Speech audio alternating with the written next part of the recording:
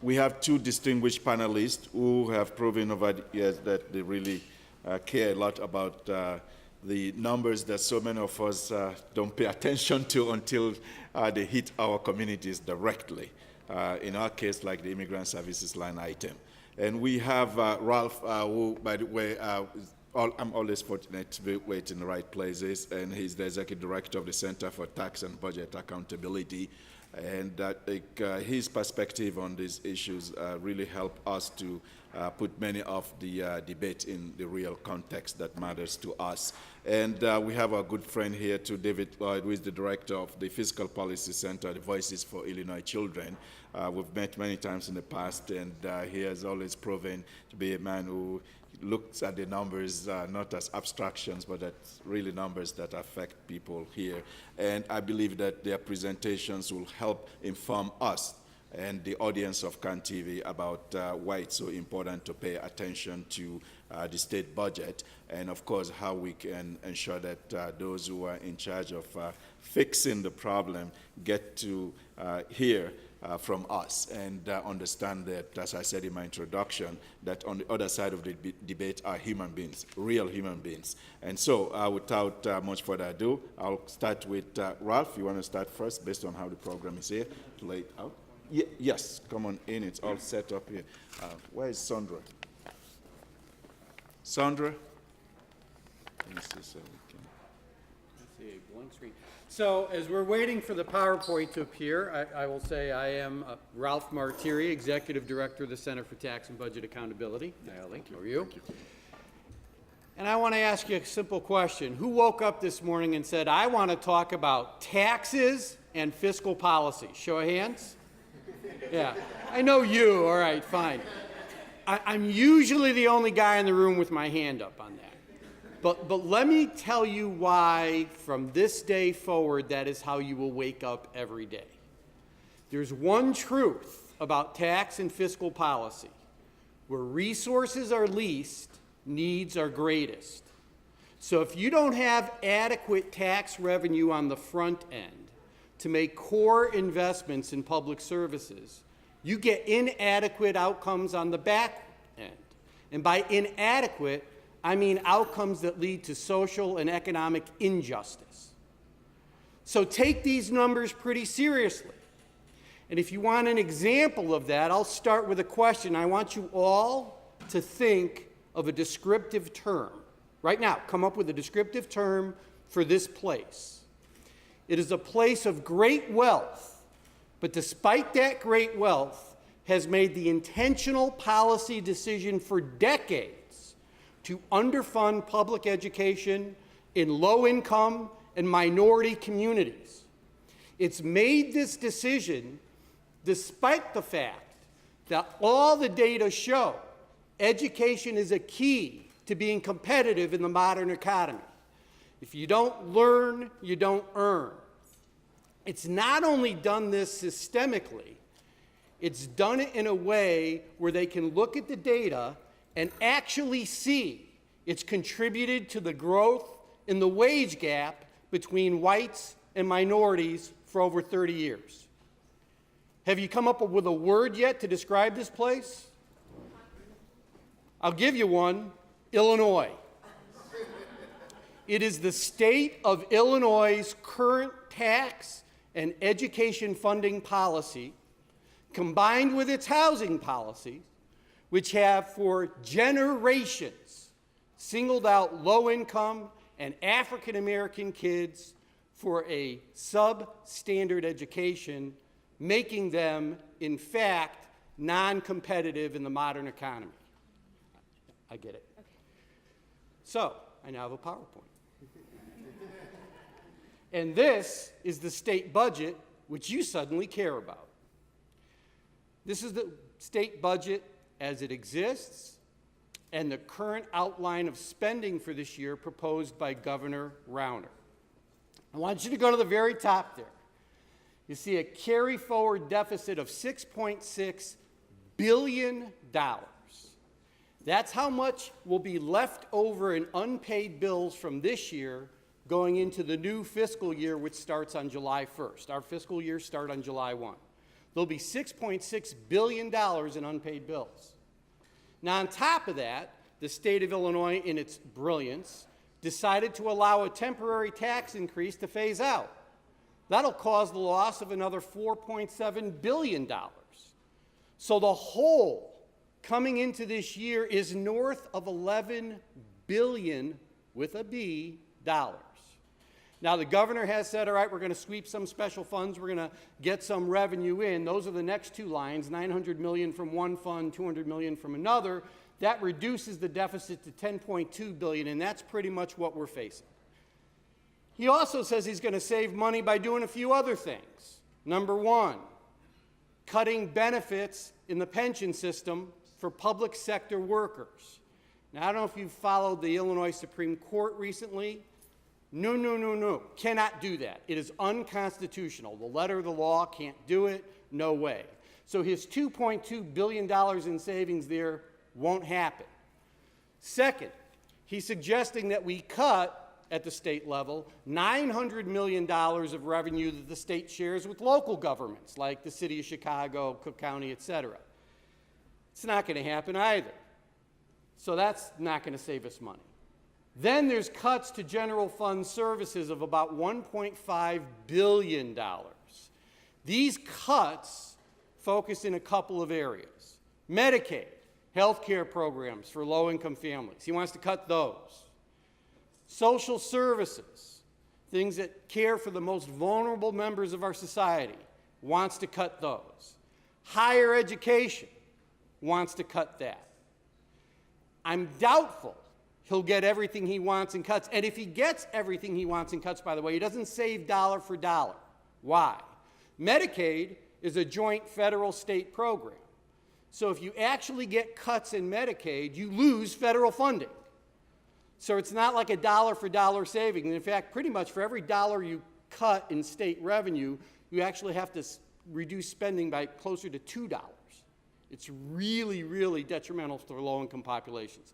So let's just assume we're going to have this $10 billion plus deficit to deal with unless some revenue comes in the door. Now, why should you care? Because 9 out of $10 that the state spends in its general fund have gone to four things for the last 40 years: education, health, social services, and public safety. 9 out of $10. That's how we spend our money.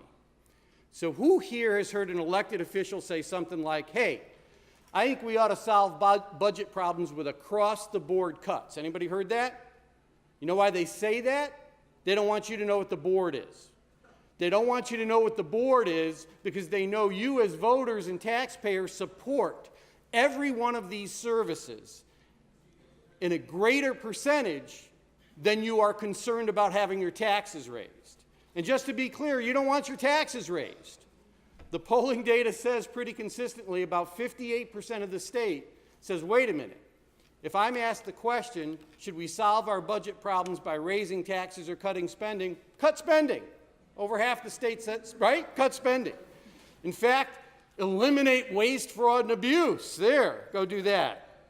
You know, I wish we would just get a line item for waste, fraud, and abuse, be done with it, budget it out and say, okay, that's what we're going to cut. But then across the board, to coin a phrase, 65% or more of the state says, but wait a minute, when you're cutting that spending, don't cut education, don't cut health care, don't cut social services, and don't cut public safety. And so that's why politicians try to hide the impact of what they really have to cut. But what they really have to cut hurts primarily low and middle income families and has to involve these four service areas because that's where 9 out of $10 gets spent. So now you definitely should be focused on why tax policy and our budget policy in this state matter, because the tax policy that we either have well or poorly designed will either adequately or fail to adequately fund each of these core service areas. So now here's the actual proposed cuts to this year, and I'm not going to go in too much gory detail on these because I know we're limited in time and you're already running behind. But look at that social service line to be cut by almost $400 million, and these are net cuts after other offsets. You look down at higher education, that's going to be slashed by $355 million. Healthcare overall, $871 million, primarily for low-income families. Something called group health. Remember this because it's going to be important in a slide. Group health is just the insurance program on state workers, right? The health insurance program on state workers. The state has never, ever, ever, ever, ever, ever actually budgeted what the liability cost truly is for group health. It always under-budgets that number just to make it look as if they have more revenue.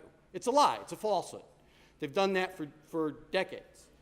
Senate President Cullerton started reversing that practice a few years ago, saying, no, we should really budget what it actually costs, be a little bit more honest, a little bit more transparent, actually good public policy. This budget is a step backwards. They're going back to under budgeting. The actual group health cost is easily $500 to $700 million more than what the budget says it'll be. There's been no increase really in liability. They're just trying to be a little bit more transparent in how they account for it. Here's been the state's actual spending on those 4 core services since the year 2009, if you go to your far left. You can see cuts across the board have been happening on a consistent basis collectively to education, health, social services, and public safety since 2009. This does not even account for inflation. It's just nominal dollars, how much they are disinvesting in those 4 core services. It's outrageous. It's billions of dollars. You see a little tiny uptick. You see that from 2013 to 2014? That entire uptick is 2 things. Number one, the state being a little bit more honest in budgeting on the group health costs, so there was no increase in actual spending or liability. They just admitted it, okay? And number two, Governor Rauner does want to cut Medicaid. We tried cutting Medicaid pretty significantly a few years ago under something called the SMART Act. But if we're going to cut Medicaid, the feds have to bless it because it is that jointly funded and jointly established federal-state program. Well, the feds said no to a number of these cuts that we tried to pass. And then we found a few of the cuts that we tried to pass, things like preventative care and dental care, really ended up costing us more than the cut saved us. That whole bump is just being more honest on group health and adding back into our Medicaid program what the feds said we couldn't cut, and those other services we found were more expensive to cut than to keep. That's it. There's been no voluntary policy decision to increase spending in any core service since 2009. In fact, we are cutting those services. What is going up? Our hard costs, thing the state has to pay by law over which there's no discretion, and there's 3 of these. Debt service, things the state owes to like banks and bondholders, that kind of thing. Something called intergovernment transfers. These are literally money transfers out of our state general fund that are required by law. There's 2 big ones. There's some Medicaid transfers required under federal trust fund laws.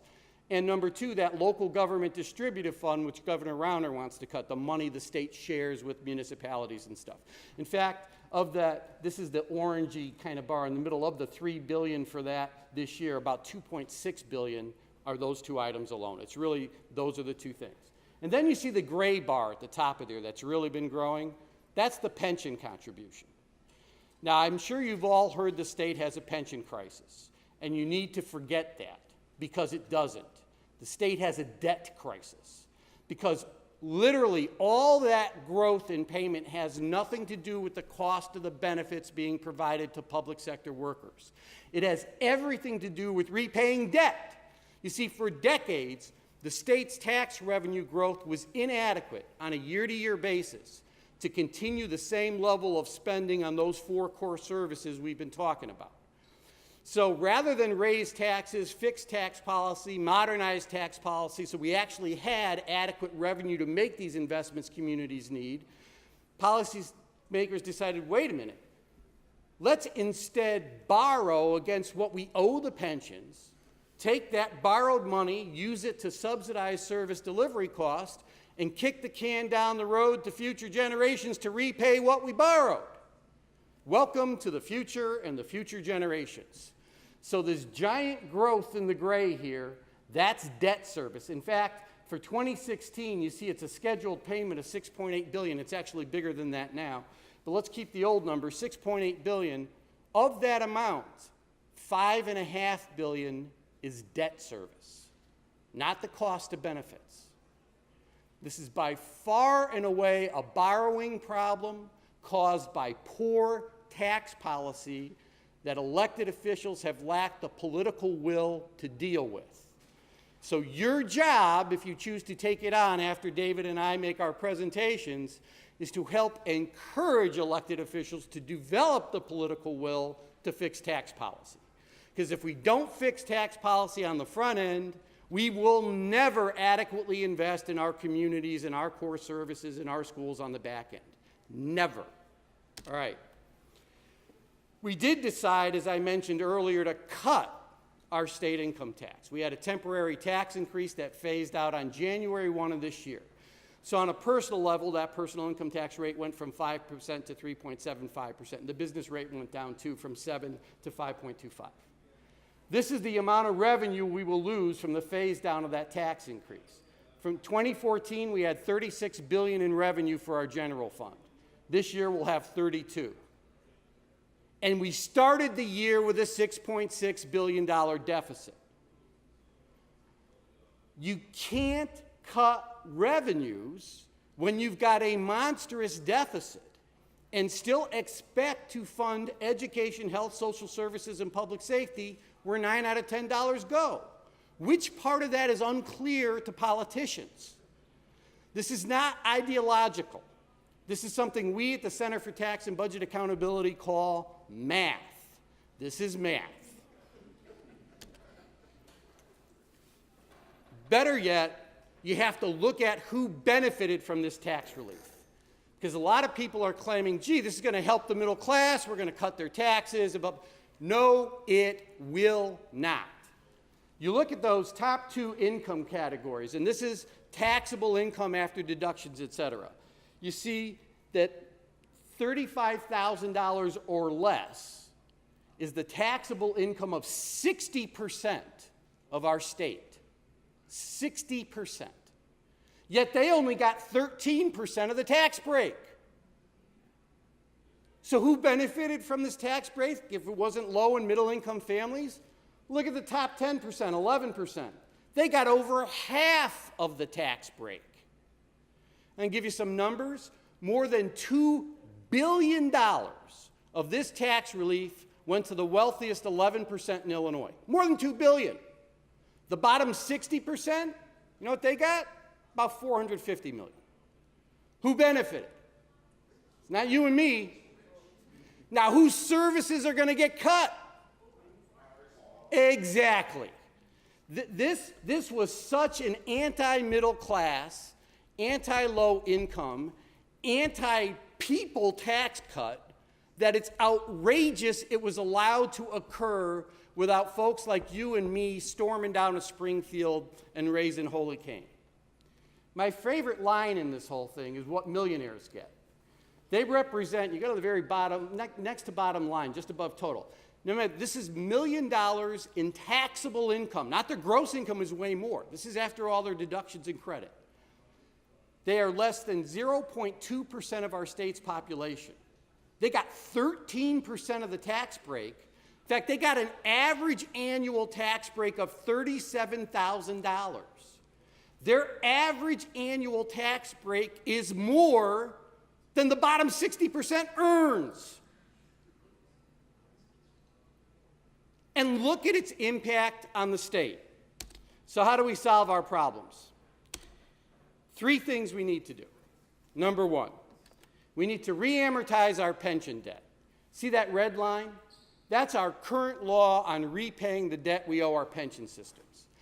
I can't design taxes, and I work at a tax policy think tank. I can't design taxes to jump like that every single year, okay? That's not rational. We need to flatten it out. Look at any of those other bars that aren't red into a level dollar repayment that goes a little longer than 30 years, but allows us to continue funding current services. Because there's no reality that exists where the state's taxes will grow at a rate to fund the current plan. It was never intended to be funded. It was a political dodge. It's a creature of statute. It's not based on anything in reality. We need to throw it away and make it more real. One more little number for you. If we want to fund that pension ramp, that debt service ramp, we'd have to cut spending on education, health, social services, and public safety by 42%. You for that? No? Well, let's be for something rational. Then there's tax policy. Couple of changes there solve our problems. Number one, we have to expand our state sales tax base to include consumer services. Not business to business, not healthcare, not professional, just consumer services. Haircuts, loan care, bowling, health clubs, those kinds of things. Why? Here's why.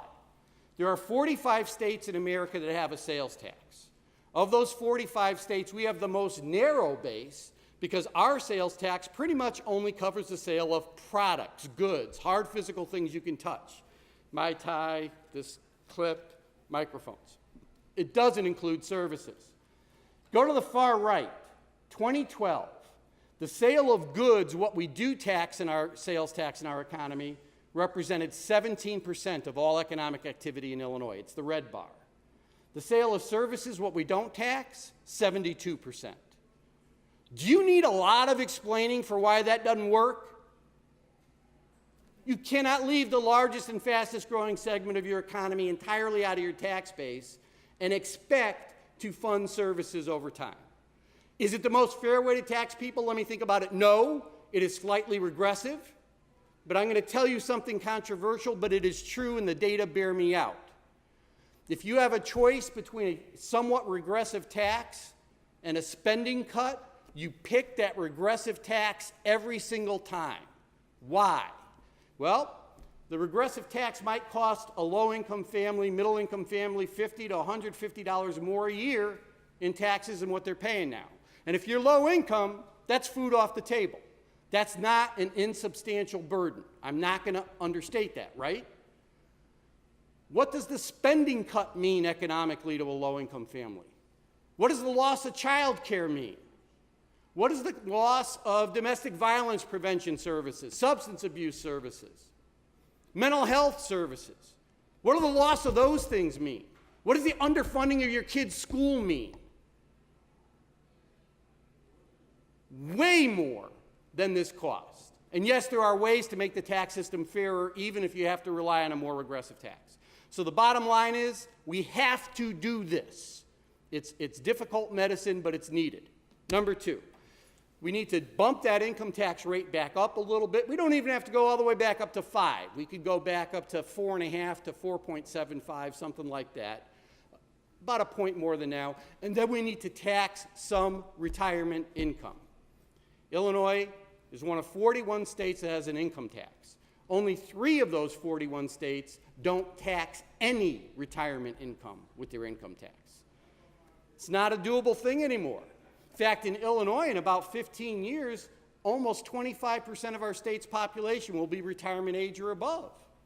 You just can't leave that completely all taxed. Heck, the federal government taxes all retirement income. Now, because we are an unfair taxing state, you do not want to overtax low-income seniors, fixed-income seniors, right? We've devised a way that if your income, your adjusted gross income is $50,000 or less, you'd still pay nothing on your retirement income. We'd exempt it all. And then we'd phase that exemption out over time. If you do that, that raises over $1 billion in new revenue, and you're a long way towards solving your fiscal problems and investing adequately in things. Finally, you can make taxes a little fairer by doing things like expanding the state's earned income tax credit. You could get rid of unnecessary business tax expenditures that are supposed to be creating jobs but are really be wasted on nothing. It's a number of things you could do to make tax policy more rational. But I will tell you this, if we don't do the major fixes, re-amortize the pension debt, bump up the income tax rate, expand the sales tax base, tax them retirement income. If we don't do those things, we're not going to solve our fiscal problems. If we do them, the state could pay all its past due bills within 2 years. Within 5 years, it could start funding public education at almost $4.5 billion more a year, which happens to be what the evidence-based model says we need to invest to ensure every child in our state gets a meaningful opportunity to learn. The net tax increase is somewhere in the $4.5 to $5.5 billion range, which sounds like a lot of money. Illinois has a $720 billion economy. This is less than 1% of our economic activity. Are you telling me this state can't have a tax increase of less than 1% of its economy that it will actually solve its problems, fund its schools, and create opportunities statewide? Really? I think it's time to move on tax policy. Thank you for listening.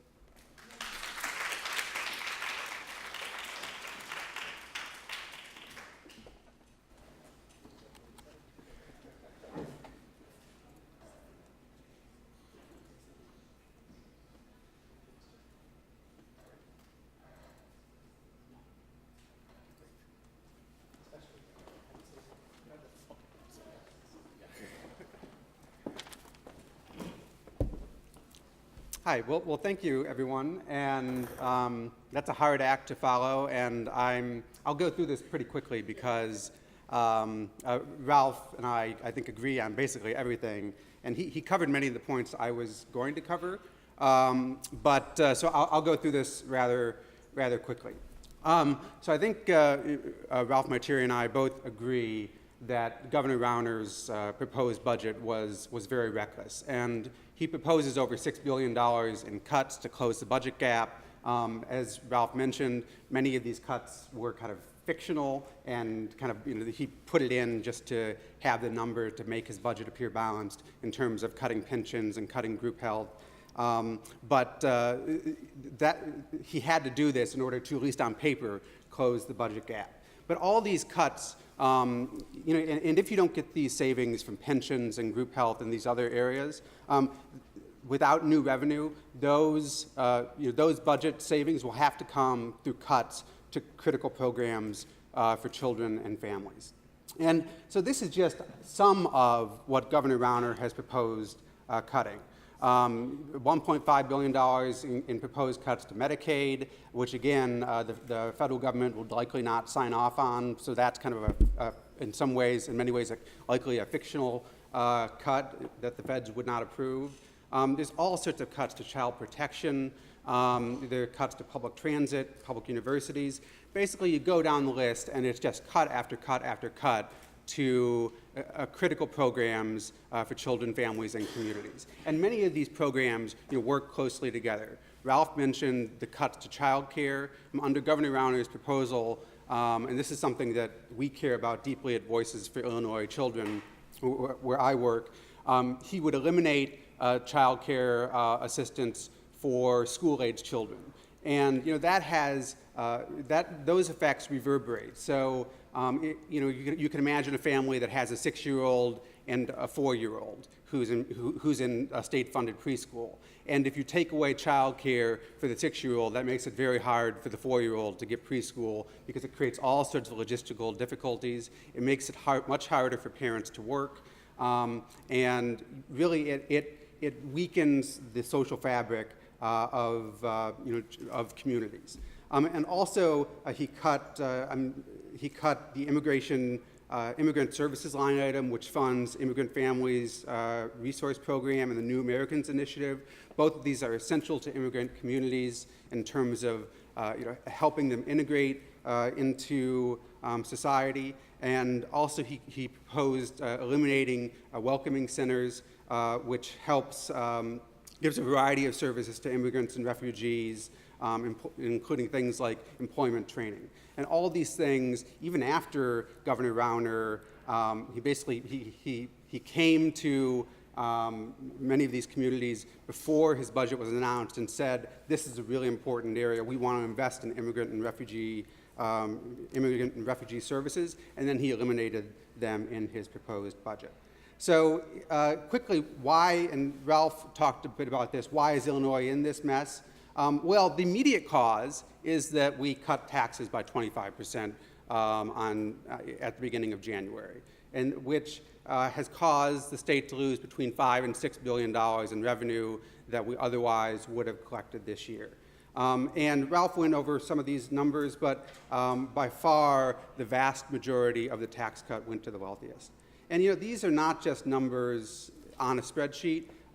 These programs represent children and families' lives. And so we've included kind of almost a montage of things that, what would be the impact of these cuts. And one of the cuts, for example, that Governor Brown proposed was cutting low-income heating assistance for low-income families to help them heat their homes. And because of that, 155,000 poor families in Illinois would lose heating assistance under his budget.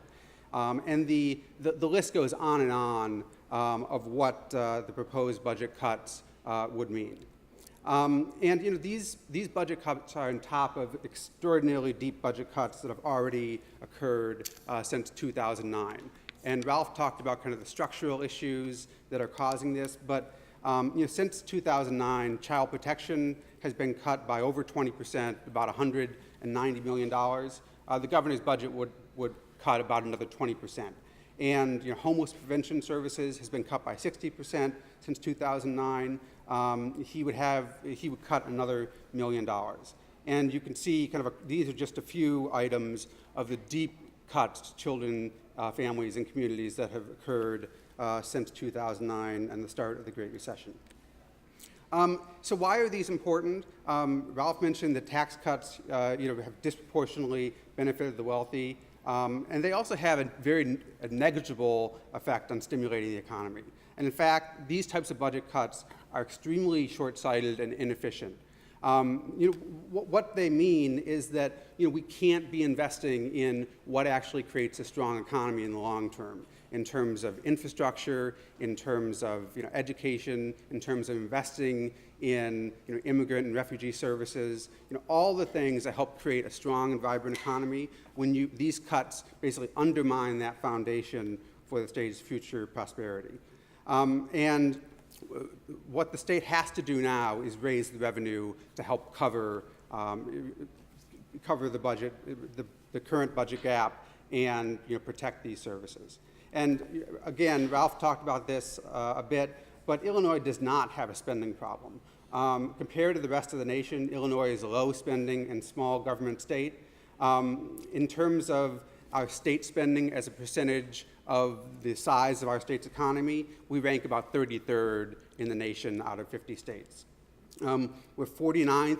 I just ran these numbers in terms of state workers per 1,000 residents. Essentially, we've cut state workers. We've laid off state workers over the past few years, which has resulted in really not having the workforce necessary to carry out key state functions. And then in another example, Ralph talked about the cuts to Medicaid that has been proposed. Illinois is already at the very bottom in terms of Medicaid spending per enrollee. So the idea that we can really cut Medicaid spending, that there's any fat to cut, is just wrong. And this program is essential to communities and improving their overall health. And this is actually, we used some of CTBA's data that spending on Illinois services has decreased 24% since 2000 after you adjust for inflation and population growth.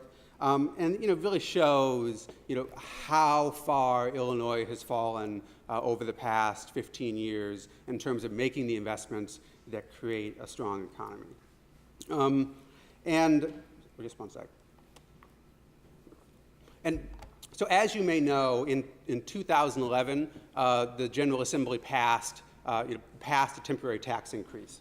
And what essentially the slide shows is on the left-hand column, it compares Illinois' state and local taxes versus the national versus the U.S. average as a percentage of the economy. And Illinois was way below kind of the national average for U.S. states between 1997 and 2010. We had below average taxes throughout that time. And even after the temporary income tax increase, Illinois was, we closed that gap a little bit, but Illinois is still below average. So Illinois has a history of below average revenue when looking at what state and local governments in Illinois spend.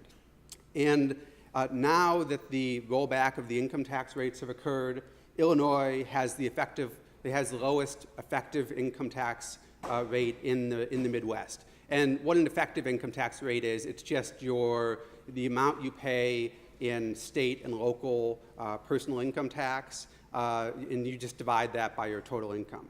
So we're, in the Midwest, we're behind Michigan, we're behind Indiana, we're behind all the other states in the Midwest, which, given what Ralph showed in terms of the debt that we have piled on to our pension systems and that we're now paying off, this is really not affordable.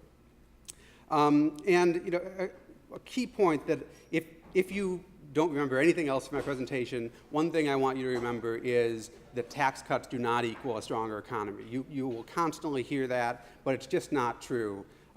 What the budget cuts, when you have tax cuts in states, you have to decrease spending. And when you do that, those budget cuts take money out of local economies, and because those funds would pay for services at the local level, and resulting in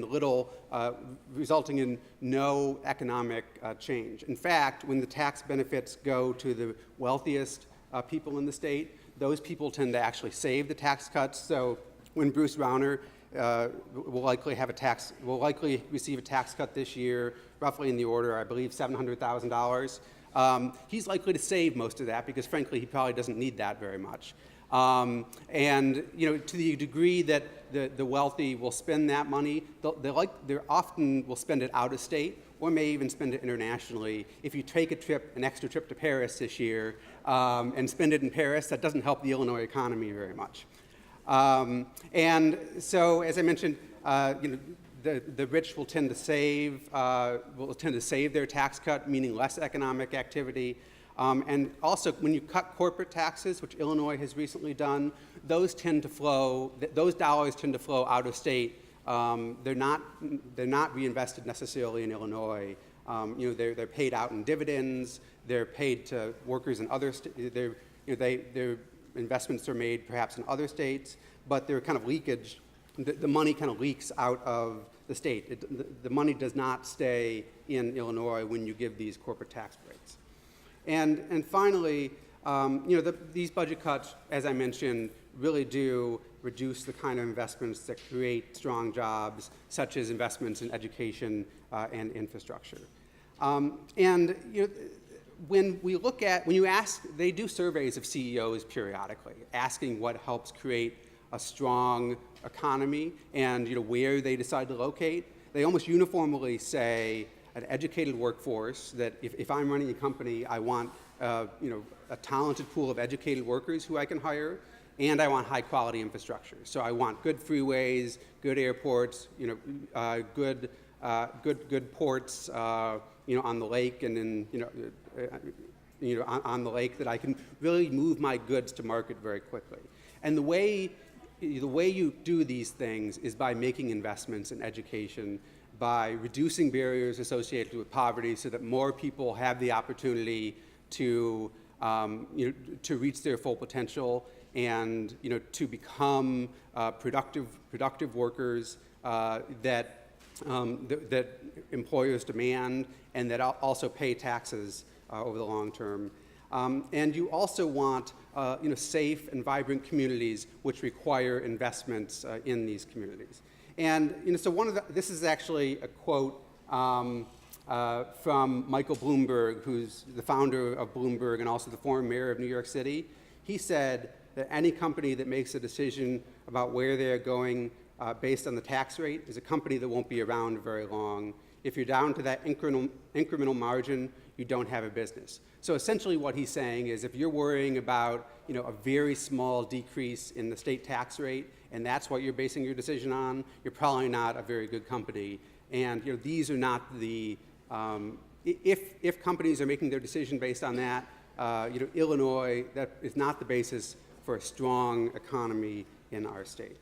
And so, just going back to kind of the, collage of what does a good budget look like? And it's a budget that invests in all these types of things, that invests in high quality education, that invests in local police and fire protection, and it gives local governments the resources to do that, that invests in parks and recreation, invests in human services, a whole range of services that are essential to communities' well-being.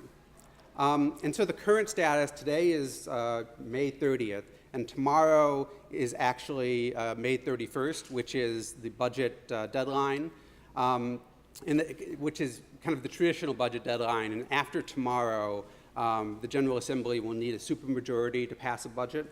And July 1st is the start of the new fiscal year. So that right now, over the past couple days, the General Assembly has been passing budget bills that reject many, but not all, of the governor's proposed cuts. So the immigrant services line item under the Democrats' budget in the General Assembly, that proposed cut has been completely restored under their budget.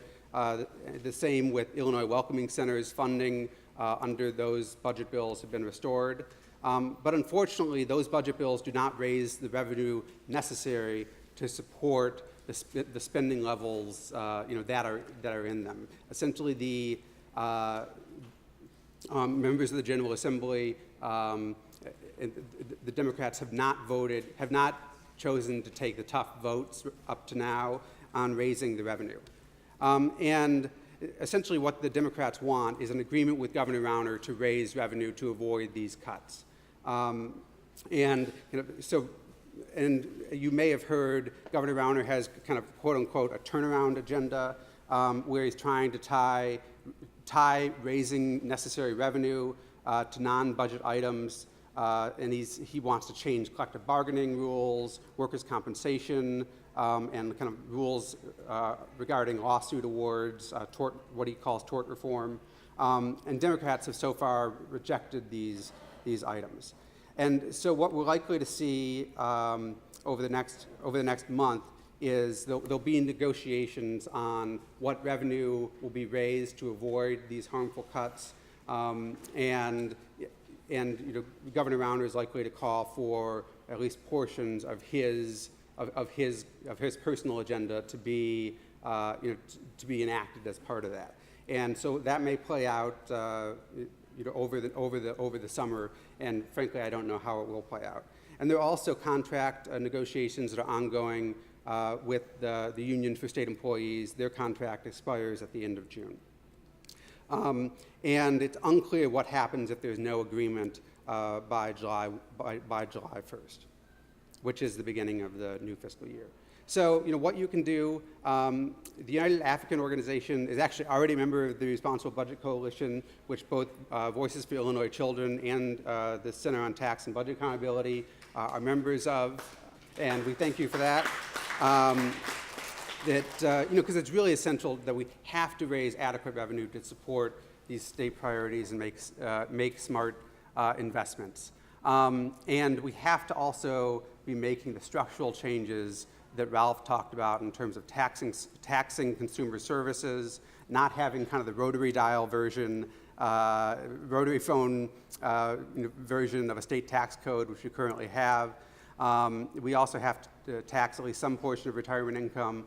There are important reforms that Illinois can make in order to have a sustainable revenue system that will support these investments over time. In terms of what you can do, definitely contact your lawmakers, your state senator and representative.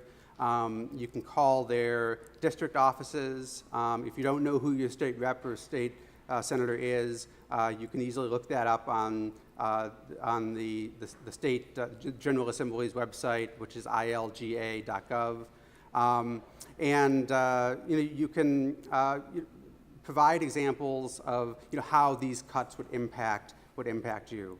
And also, when advocating for specific programs that you care about, definitely call for raising adequate revenue. That without revenue, none of these programs can be supported, and it's not sustainable. For too long, for several decades, Illinois has not raised the revenue it needs to support critical services, and in order to support services, it basically borrowed against pensions, which, as Ralph showed, that bill has now come due in terms of debt payments in order to fund the pension programs which are guaranteed in the Constitution. In terms of social media, if you're on social media, you can follow the Responsible Budget Coalition on Facebook. There's also on Twitter. The Responsible Budget Coalition has what do you call it? A Twitter handle at RESP, R-E-S-P, Budget Illinois. You can follow Voices for Illinois Children at Voices 4 IL Kids. And we've been using these hashtags of choose revenue, and TWIL is the hashtag for kind of the Springfield budget. I don't actually know what the derivation is, but use that hashtag. And thank you so much. Really appreciate you having both me and Ralph Martire here. It's an extremely important time, and it's an extremely important issue that Illinois really has to get right. Thank you.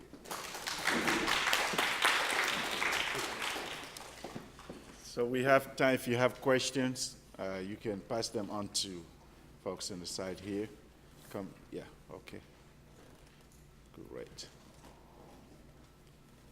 Great. Thank you. Great. Okay. Okay, first question here. What happened to the millionaire tax? And why not close loopholes that do not allow business to pay their fair taxes? And the other question, let me read them so you can determine how to respond. What percentage of retirees are low income, and how would the retirement income tax affect them? Okay, is it true that the state wants to borrow money to prop up the pension shortfall? Yeah, the pension shortfall. So those are the three questions we have, and you can look at them all. Okay. Right. Okay, so David's going to do millionaires, Okay. which, by the way, we opposed that bill, my organization, just so you know. And not because we don't think millionaires should pay more, they should, but what it would have done is put in the Constitution both the rate and the income level. You don't put that stuff in the Constitution. You can never change it. What you want to do is just fix the Constitution to allow a graduated rate structure where millionaires pay more, and then modify that legislatively over time. If it goes in the Constitution, it's a really bad piece of public policy. You never change it. So we opposed it for that reason. David will talk about what happened to it and what others think about it. And I think closing corporate loopholes, first of all, they're not loopholes. Right? They're tax expenditures. You're spending through the tax code to accomplish a public good. And in many cases, what you want is you're letting a business that otherwise would have to pay a tax keep that revenue to create jobs or whatever. The problem with some of those tax expenditures is they're not accountable, right? The businesses aren't actually creating those jobs, they're not getting the benefit, et cetera. That's number one. And some of them serve no legitimate public purpose at all. So our tax code, for instance, is piggybacked on the federal code. So the second the federal government changes tax law, so do we. The federal government a few years ago decided it wanted to create a production credit for any manufacturer anywhere in the U.S. against its federal taxes if it expanded or built a production facility. Our law piggybacked on that. So literally, Illinois is giving an Illinois corporate income tax break to businesses that are expanding in Iowa and Wisconsin and New Jersey. Makes no sense. You got to decouple from that, right? So there's a number of these things that are low-hanging fruit that you should decouple from. Some corporate tax expenditures make a lot of sense, and you really don't want to take them out. And at the end of the day, there's not nearly enough revenue there to solve problems. So if you actually want to solve problems, you got to go to these main taxes, the income and sales taxes at the state level, and get those to work right. I will talk about the retirement income piece too. Under the analysis I put forward, no low-income senior would be hurt. In fact, it's something like 56% or 57% of seniors get more than half of their income from Social Security now, get the vast majority of their income from Social Security. So a significant portion of seniors are in fact low income. But remember, our cutoff was 50K. There's no low-income seniors above $50,000 a year in adjusted gross income, right? And the way it would work is at $50,000 a year or less, you'd keep your exemption, so you wouldn't pay any state income tax on your retirement income. Between $50,000 and $75,000 of AGI, we would only subject 25% or a quarter of your retirement income to the state income tax rate. Between $75,000 and $100,000, half of your retirement income would be taxed. No senior citizen would pay the state income tax on their retirement income, all of it, until their retirement income was over $150,000. So you're not going to harm one low-income senior. However, you're going to be able to collect enough tax revenue to provide those services that low-income seniors need. Like, I think, David, did you mention the energy supports? Because that's a big one. Housing assistance, transportation assistance, you know, those that have disabilities, those that have mental health concerns. These are all programs that are being cut. And if we raise this tax revenue, those programs could be adequately funded. So I think that those are my two quick answers. And David, I know you wanted the millionaires. Sure. So I'll give you Yeah, so you may have heard House Speaker Michael Madigan had a proposal to basically put on to have a constitutional amendment to tax income over $1 million at an extra 3%. So basically, it would take whatever the current tax rate was and add 3% for income over $1 million. I agree with Ralph that putting that in the state constitution is bad policy. I kind of support overall definitely support overall the concept of graduated income tax, of subjecting, of having people with higher incomes pay higher rates and having people with lower incomes pay lower rates. Illinois is one of only a handful of states with an income tax that has a flat tax, which is extraordinarily harmful to the vast majority of taxpayers. That not having a graduated income tax is very harmful, and Illinois could raise a lot more money in a much better way if it adopted a graduated income tax. There was a push last year to do that. I felt both CTBA and Voices for Illinois Children were supportive of that. That may occur again in the future, but it's a high bar to clear, and so you basically have to get a supermajority in each house of the General Assembly, and then you have to then it goes to the voters, who essentially have to vote by a margin of 60% to approve it. So there's some high hurdles. Speaker Madigan's proposal fell short by, I believe, 3 votes of the 3/5 majority that it needed. But definitely, it's a long-term reform that Illinois really does need to make in order to have a tax code that is sustainable and can raise the resources in a fair way to support these critical programs and services. Thank you. Let's give it up. Thank you so much, Ross. Thank you so much, David.